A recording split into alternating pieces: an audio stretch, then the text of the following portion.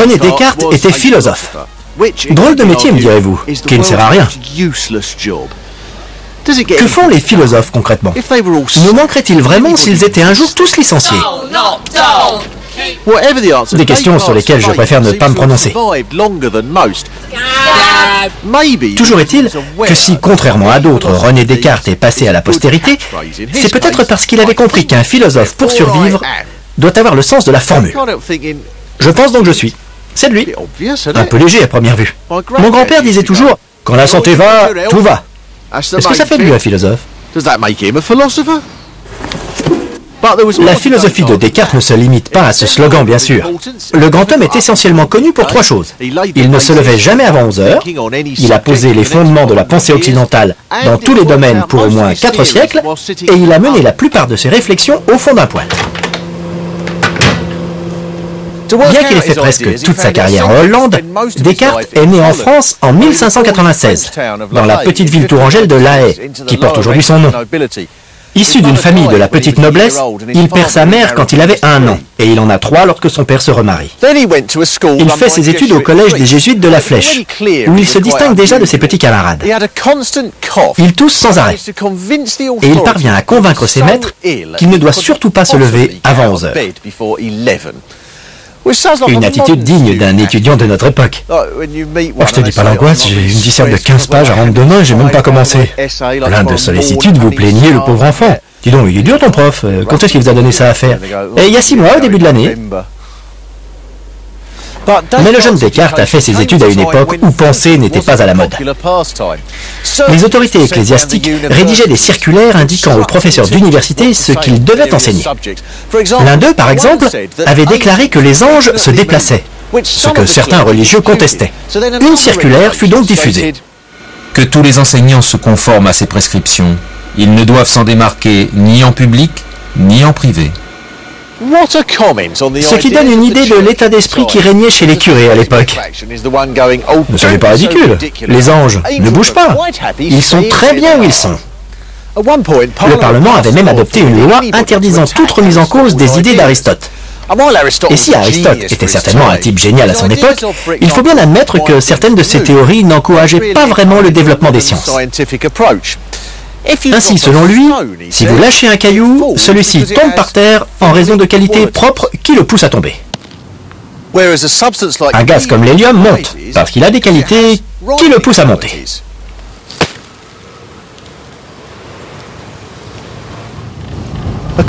Pour l'Église, comme pour Aristote, toute chose dans l'univers a une position et un état qui lui sont propres. Elle peut s'en écarter, mais elle sera rapidement ramenée vers la position ou l'état qui lui est naturel. Prenez par exemple le très médiatique cuisinier Jamie Oliver. Pendant un moment, il s'est mobilisé en faveur des cantines scolaires. Et on a cru qu'il avait changé.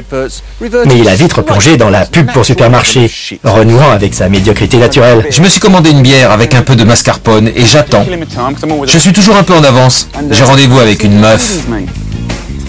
Pour l'Église, la règle s'appliquait partout. Chaque élément de l'univers était censé obéir à des lois immuables, établies par Dieu, et chercher à en savoir plus, c'était douter de la sagesse du Créateur. Les règles fixées par l'Église partaient bien souvent du principe que toute connaissance était un péché. En gros, plus vous étiez bête, plus ça plaisait à Dieu. Dans ce cas, j'imagine que les quartiers chics du paradis sont peuplés d'anciennes starlettes et d'ex-animateurs de boys band du style « J'ai soufflé dedans toute la journée, mais j'arrive pas à en tirer un seul son de ma harpe. » Je peux avoir un vélo? Prenez le rouge, monsieur Steele. Merci. À partir du XVe siècle, l'Église se trouve confrontée à un certain nombre de découvertes qui remettent en question ses certitudes. On apprend ainsi que la Terre est ronde, qu'elle n'est pas le centre de l'univers et qu'elle ne décrit pas une orbite parfaitement circulaire comme le voudrait l'institution religieuse. Dès lors, certains philosophes vont chercher à comprendre le monde en prenant en compte les éléments concrets dont ils disposent, plutôt qu'en se référant à la foi. Une démarche manifestement dangereuse. Un prêtre italien du nom de Vanini, par exemple, sera condamné à mort pour avoir tenté d'expliquer les miracles. Un peu comme un prestidigitateur qui dévoile tous ses trucs et qui se fait virer de la profession pour atteinte à la déontologie. Car s'il n'y a plus de foi, comment voulez-vous que les gens croient à la résurrection, à l'Immaculée Conception ou au partage des eaux de la mer Rouge par Moïse? Encore que, pour être exact, c'est Dieu qui a partagé les eaux. Moïse était seulement son faire-valoir. Malgré cette ambiance peu encourageante, Descartes va se fixer pour objectif d'élaborer une philosophie des temps nouveaux. Merci beaucoup, c'était sympa. Pas de quoi, monsieur Steele.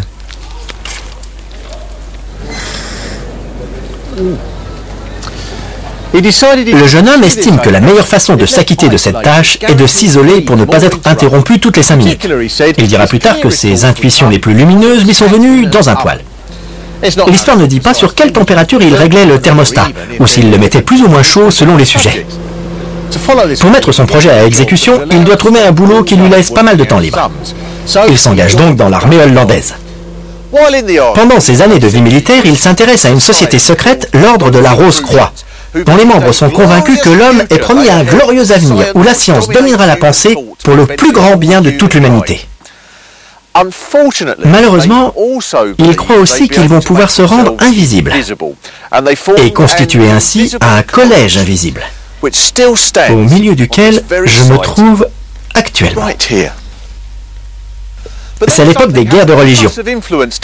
L'État français part en guerre contre le protestantisme dans toute l'Europe. Des villes entières sont rasées et quiconque ose contester le dogme catholique risque sa tête. Cette situation n'est certainement pas pour rien dans la décision de Descartes d'aller vivre en Hollande, le pays d'Europe où le protestantisme est le plus solidement implanté. Les armées françaises massacrent allègrement les protestants qui se réfugient par milliers aux Pays-Bas. Bouleversé par ce carnage, Descartes part les rejoindre, une attitude courageuse pour un catholique. Mais il cherche aussi à s'isoler. Il fait adresser tout son courrier chez un ami en lui disant «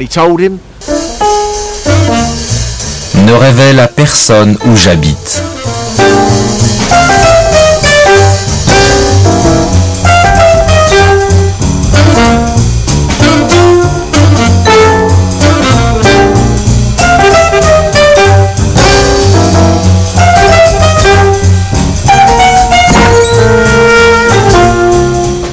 Il s'isole, mais sans se couper du monde. Il va se promener sur les docks d'Amsterdam, cherchant auprès des marins des éléments de réponse aux questions qu'ils se posent. Tu doutes parfois de ton existence, mon grand? Alors, matelot, ça t'arrive d'avoir des doutes? À en juger par sa correspondance, il connaît des centaines de personnes et, comme tout le monde en Hollande à l'époque, il fume du tabac mélangé avec des trucs bizarres. René Lafumette, le roi de la grasse matinée, qui pose des questions vaseuses du genre « Comment peut-on savoir qu'on est vraiment là ?» Il ressemble comme 2 gouttes d'eau à un mec avec qui je vivais dans un squat et qui a fini par fumer le ficus. Sous son apparence un peu bohème, Descartes n'a cependant jamais voulu endosser les oripeaux classiques du philosophe, méditant toute la journée au milieu d'un pré. Il habitait en plein centre d'Amsterdam, dans cette maison notamment, où une plaque commémore son passage. Il fait la connaissance d'une jeune domestique hollandaise, Hélène, avec qui il aura une petite fille nommée Francine. Lors du baptême de cet enfant illégitime, il en revendique la paternité. Il semblait donc également peu soucieux des convenances religieuses dans sa vie privée. À l'époque, certains estimaient pourtant qu'un vrai philosophe devait pratiquer l'abstinence. Pour son confrère et grand admirateur Claude Clerselier, Francine était le fruit d'une erreur qu'il a faite une fois dans sa vie, en portant atteinte au célibat. Nous sommes là au cœur du dogme catholique. Le célibat, c'est la pureté. Le sexe, c'est sale et contre nature. Un concept qui reste quand même à prouver. Prenez un bébé qui vient de naître, laissez-le grandir dans l'isolement le plus total, coupé de toute influence extérieure, et vous verrez ce qui lui vient le plus naturellement, la transsubstantiation ou la masturbation. Malheureusement, Francine meurt à l'âge de 5 ans. Descartes est profondément affecté. Singulièrement, il ne fera plus jamais allusion à Hélène dans ses écrits, et celle-ci disparaît complètement de la circulation. De nouveau seul et sans attache, il commence à travailler sur ce qui deviendra le discours de la méthode et les méditations, rejetant la foi aveugle pour mettre l'accent sur le doute. Il commence par noter tout ce qui lui semble absolument certain. Il s'attaque d'abord aux mathématiques. car la philosophie apprécie généralement beaucoup les nombres, présentés comme quelque chose de parfait. Il précise cependant: la faiblesse de la mémoire humaine ainsi que la négligence à laquelle nous sommes enclins constituent une menace pour cette science exacte. Il arrive que nous nous trompions dans nos opérations, dit-il. Or, si nous nous trompons une fois, comment pouvons-nous être absolument certains que nous ne nous trompons pas le reste du temps? Comment pouvez-vous être sûr que là c'est 6 et là 200? Pourquoi pas 4 millions? 4 millions? Le score maximum c'est 501. Dès l'instant où une erreur est possible, tout est remis en cause. C'est comme un virus dans un ordinateur. Pour les penseurs de l'époque, c'était du blasphème. Les maths étaient censés être infaillibles, au-dessus de tout soupçon. Il applique la même logique aux hommes et explique: il y aurait de l'imprudence de nous fier à ceux qui nous ont trompés, ne serait-ce qu'une fois. Il ne fait pour moi absolument aucun doute que nous trouverons la preuve de l'existence d'armes de destruction massive. Absolument aucun doute. Il aborde également la question des sens. Tout ce que j'ai pris jusqu'à présent pour le plus vrai et assuré, je l'ai appris des sens ou par les sens. Or, j'ai quelquefois éprouvé que ces sens étaient trompeurs.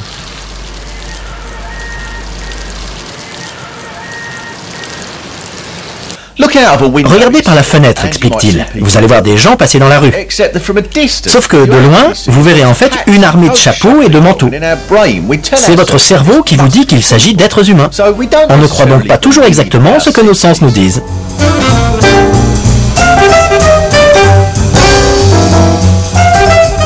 Ainsi, rien ne garantit que nos sens nous permettent de connaître la nature exacte des choses.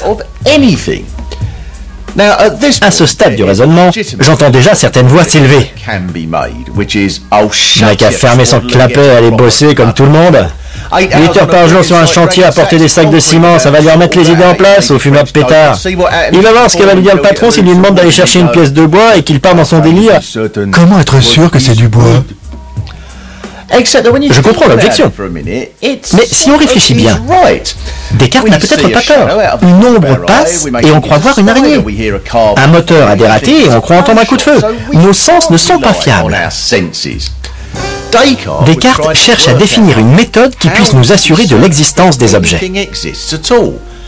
Nous ne sommes certains que d'une chose, c'est que nous sommes.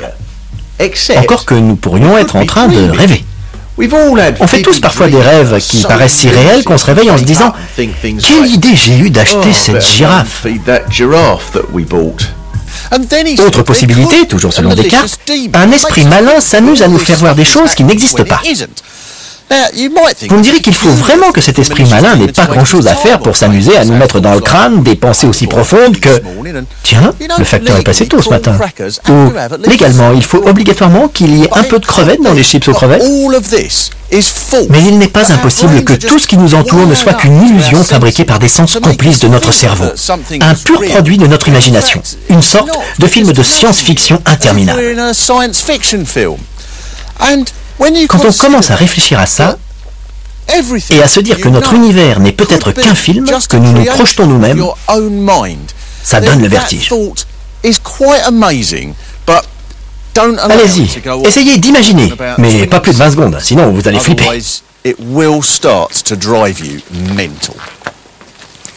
C'est parti.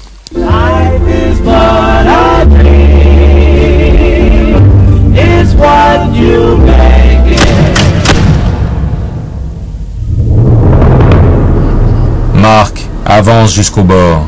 Dis-leur qu'il ne prenait pas cette idée au sérieux. Il ne prenait pas cette idée au sérieux. Il voulait seulement déterminer ce qui pouvait être considéré comme une certitude absolue. Ce qui ne laisse pas grand-chose. Il n'y a qu'une seule chose dont on puisse être sûr, dit-il. Même si tout dans ma vie n'est qu'un mirage, je suis sûr que je pense. Saute et fais ça bien. Ce que je pense n'est peut-être pas vrai, mais il est certain que je le pense. Un esprit malin me pousse peut-être à imaginer mon corps, mais je pense, c'est déjà ça. Et ça doit donc vouloir dire que j'existe. Vite, la formule.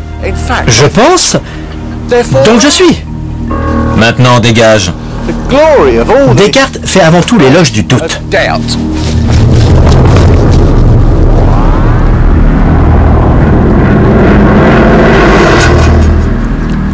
Quand on vous répète quelque chose à longueur de journée, on finit souvent par y croire. C'est comme les pubs à la télé. Au bout d'un moment, on se laisse prendre. Boire n'est pas forcément galère. Ça peut être un plaisir avec...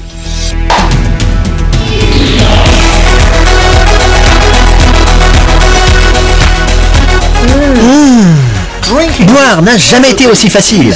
Et Easy Cup convient aussi bien aux boissons chaudes que froides et peut contenir une tasse entière.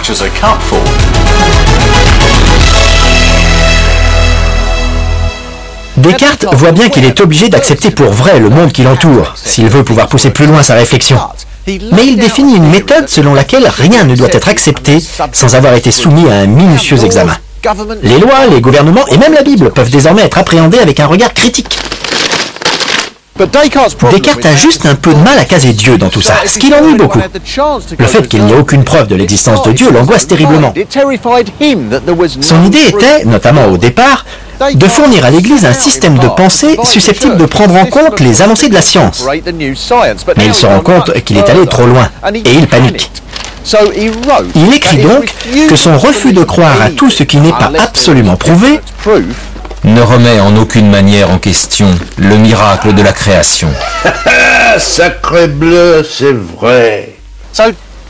Descartes cherche donc à remettre à tout prix Dieu dans son système. Il explique finalement que tout ce qui existe a forcément été créé par une force supérieure. La température d'un gâteau dans un four, par exemple, ne peut pas être supérieure à celle du four lui-même. L'ennui, c'est que les humains ont une conception de Dieu et celui-ci est parfait. Descartes explique donc que si nous parvenons à concevoir plus parfait que nous, c'est parce que Dieu nous a mis sa propre image en tête. Le raisonnement ne tient pas vraiment debout, car si nous sommes incapables de concevoir quelque chose de supérieur à nous, comment expliquer qu'un simple dessinateur de BD ait pu créer Superman? Selon la théorie de Descartes, les gens devraient se passionner pour les aventures de Banalman, un héros légèrement inférieur à son créateur.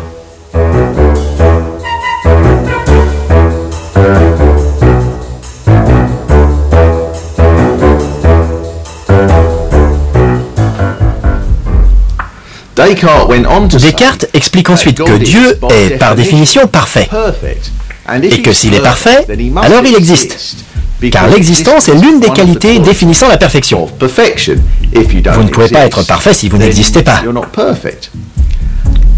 Et comme si ce raisonnement n'était pas assez vaseux, il ajoute que si Dieu existe, toutes les pensées claires et précises que nous pouvons avoir nous mènent nécessairement à la vérité.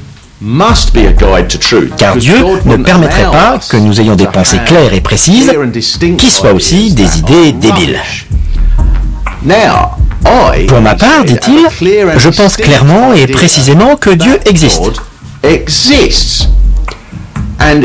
si Dieu existe, cela veut dire que toute pensée claire et précise me mène forcément à la vérité.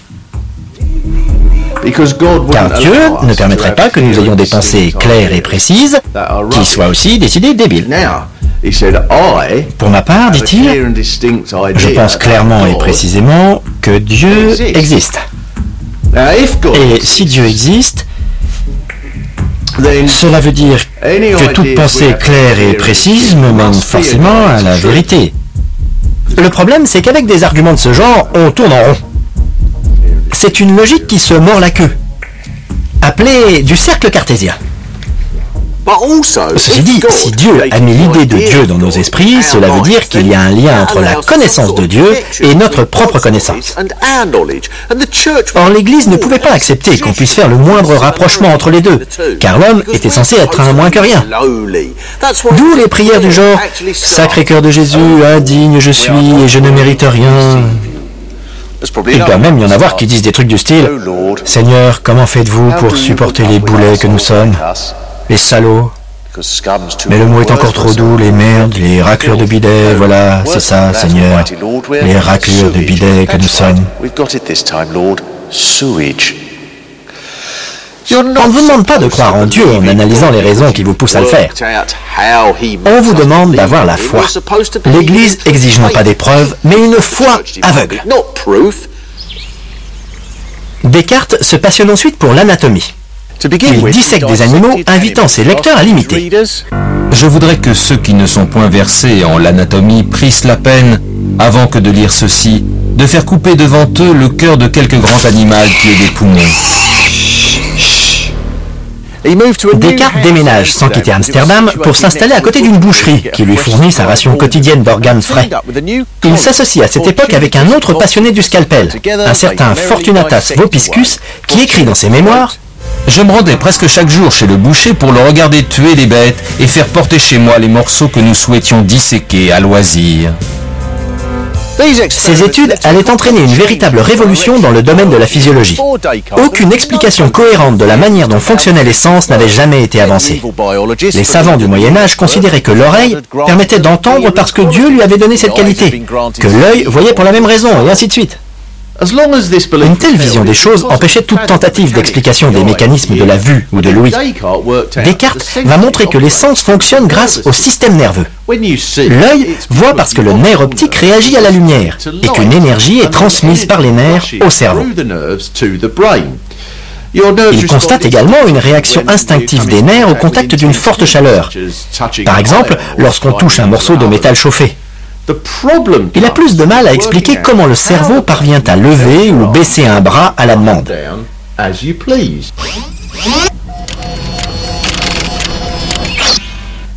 S'agit-il d'un processus mécanique, dans lequel un signal physique est envoyé du cerveau vers le bras pour obliger celui-ci à bouger? Non, dit-il, car nous ne sommes pas des machines, comme les animaux. Nous prenons des décisions fondées sur la raison. Est-ce que je veux une glace à la vanille ou à la poire? Est-ce que je vais voir le dernier spectacle de Ben Elton ou est-ce que je me suicide? Chaque jour, nous devons prendre des décisions déterminantes.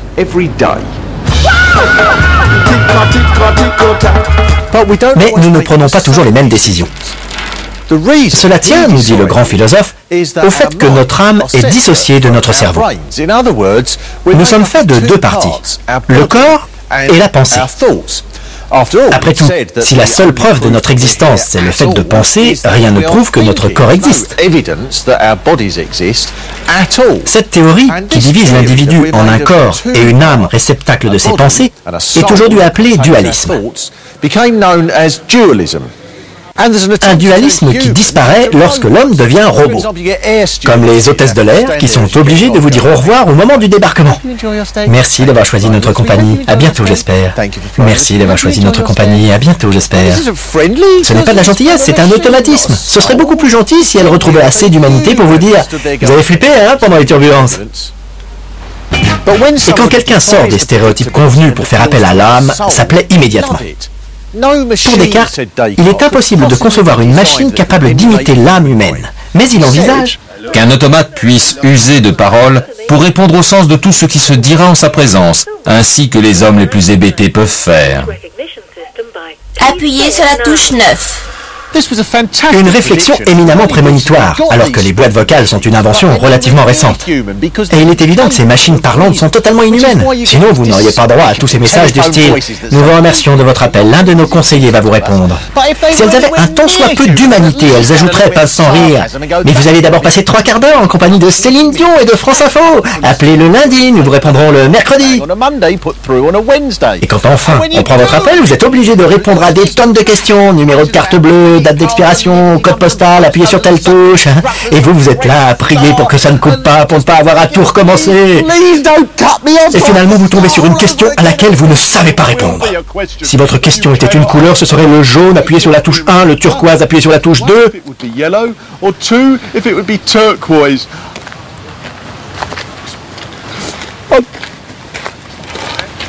Moi, je voulais juste une place de cinéma.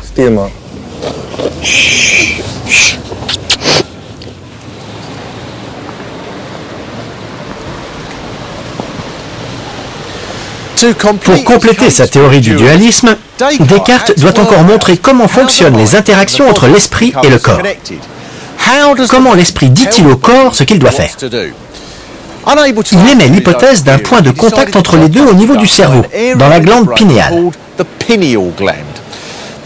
Cette glande, en forme de goutte d'eau, traite selon lui les instructions de l'esprit pour les traduire en actions physiques. Mais ceci n'est pas encore une preuve.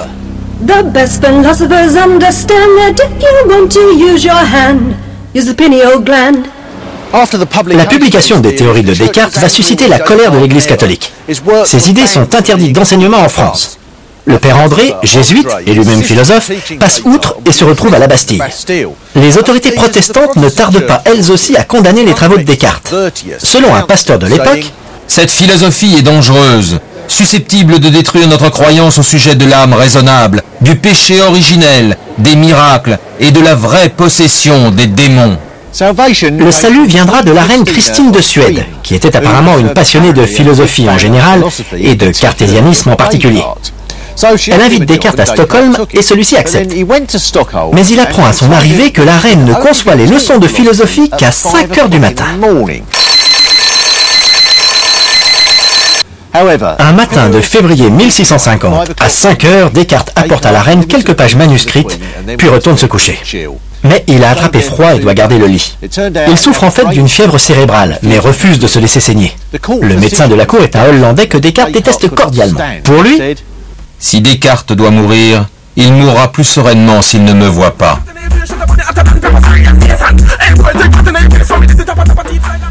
Il meurt effectivement à l'âge de 53 ans. L'importance de son œuvre sera rapidement reconnue. Sa pensée donne un cadre aux découvertes scientifiques qui bouleversent le monde de l'époque. Le doute devient la clé du progrès dans tous les domaines. Les universités finiront par mettre son œuvre à leur programme, grâce notamment à certains de ses successeurs, comme Locke ou Spinoza, qui pousseront encore plus loin sa logique. Et sa petite ville natale de La Haye sera même rebaptisée en son honneur. Beau travail, René. Mais malheureusement, ton œuvre est aujourd'hui menacée. En 1800, les élections présidentielles américaines ont opposé des candidats qui affirmaient tous vouloir faire triompher la science et la raison. Mais aujourd'hui, les mêmes élections mettent aux prises des candidats qui se battent pour savoir lequel des deux prie le plus. Et vous ne pouvez pas ouvrir un magazine sans tomber sur un article sur l'astrologie ou sur la pratique ancestrale du Feng Shui qui permettent à des escrocs de faire fortune en réénergisant votre appart. Là-haut, c'est ce que j'appelle la zone plafonnière. Sans parler de ces illuminés qui pensent pouvoir guérir vos problèmes de transit en vous papouillant la tête pour redresser votre aura, ou qui vous disent que vous n'aurez plus jamais mal à la tête si vous portez du magenta. Ou encore, qui vous parlent de la tribu des Magwéni qui habitent dans les montagnes d'Ukraine et qui vivent jusqu'à 370 ans sans jamais manger le moindre aliment. Grâce à Descartes, l'humanité a accompli un pas de géant dans sa quête de la raison, en expliquant pourquoi une pierre tombait et comment la médecine pouvait guérir, et en refusant de croire que tout était déterminé par la volonté de Dieu, le karma ou la position de Saturne par rapport à Vénus. Il a aussi été le premier à fonder toute sa pensée sur la nécessité de l'examen critique de toute chose, un principe qui n'est pas toujours facile d'appliquer aujourd'hui. Quand des gens apparemment responsables et sérieux vous répètent tous en chœur que tel dictateur s'apprête à envahir tel pays ou qu'un forcené a dû être abattu dans le métro parce qu'il avait sauté une barrière, pas facile de dire « je n'y croirai que quand je verrai les preuves ». Si Descartes pouvait revenir parmi nous, je crois que le premier conseil qu'il nous donnerait serait « écoutez, si vraiment vous pensez que vous ne devez pas vous lever avant midi, restez au lit, même si on essaie de vous convaincre du contraire. » Et puis vous savez, moi ce que je dis, quand la santé va, tout va. Descartes through Hegel, belief is never sure. Time's to a mystery, last temptation.